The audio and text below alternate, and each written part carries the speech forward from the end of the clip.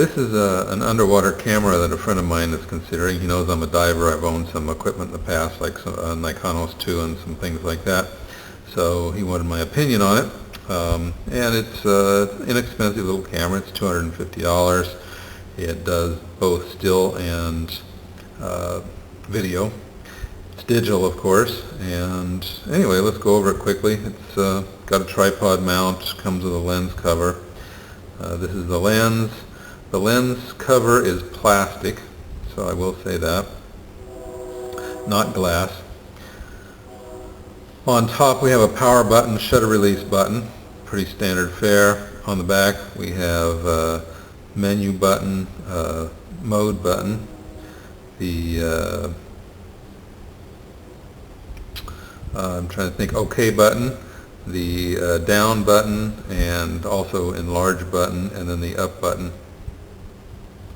So those are the buttons on the back. They're pretty hard to push, but that's necessary because as you go down deeper, water pressure will push on them and cause them to activate by themselves. So I've used a cheap piece of equipment where I had that problem. They look pretty robust. You can see it's a piece of steel, got a spring and then a rubber seal in there, and they're all the same way. Okay, let's open it up. It's got a pretty hefty catch. Some of these have like a little mechanism that's part of the catch. You can pop underneath the back and go like this and it lifts the back up. This one does not, but the back is not too bad to open. So it's got a rubber O-ring, and when you get these you've got to make sure that O-ring is really clean. Not one single hair, not one grain of sand, nothing, or you will end up with water on your camera. I know people who can tell you about that. It's a long sad story. It's got the viewfinder, video, memory card, USB, TV out, and then the buttons we discussed earlier. The camera does not come out. It's screwed in there. The case and the camera are one piece. And, well, that's pretty much it. It does have a wrist strap attachment point.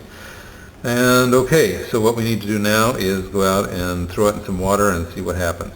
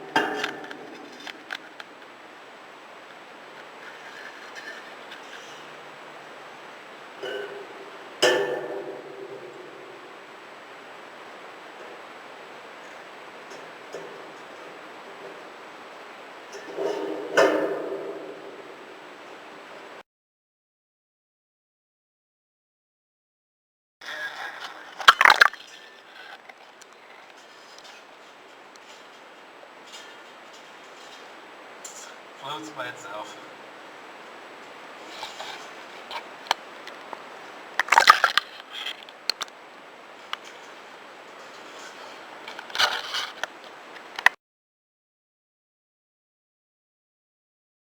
Well, let's do a summary on this Intova SP1.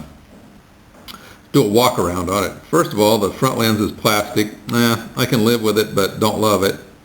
The Body is sturdy enough. It's got a socket on the bottom, which I assume is for lights, not only tripod but also lights underwater. That's kind of important. The catch over here is okay. You can still see some water in it. It likes to hide water, so you have to be careful to make sure the camera body is dry before you pop the back open, because any water back in this area will get sucked right into the camera. But again, the catch is okay. It's sturdy. It would be nice if it had some cameras have a feature on the catch to help you pop the back open. This one does not, but again, not an issue. It comes open with your finger with just a little bit of work. The USB, TV, memory, all that is accessed from the inside. Not unusual in an underwater camera, but it does require being open, so that's going to be necessary in a wet environment and something you have to watch out for. The O-ring is okay. It's a little bit difficult to see back in this area near the hinge if there's sand or hair or whatever on it. Not unusual, but again, something to watch out for. The buttons, I will talk about the buttons. I found in still mode that there's so much pressure required to take a picture that my hand would often shake a little bit when I went to take a picture, so I'd have to take more than one still picture. I don't like that, but okay, I could live with it. The buttons back here are good. Same problem, they're a little hard to push. They would probably be okay with gloves on. I haven't tried it with gloves, but probably be okay. They're big enough.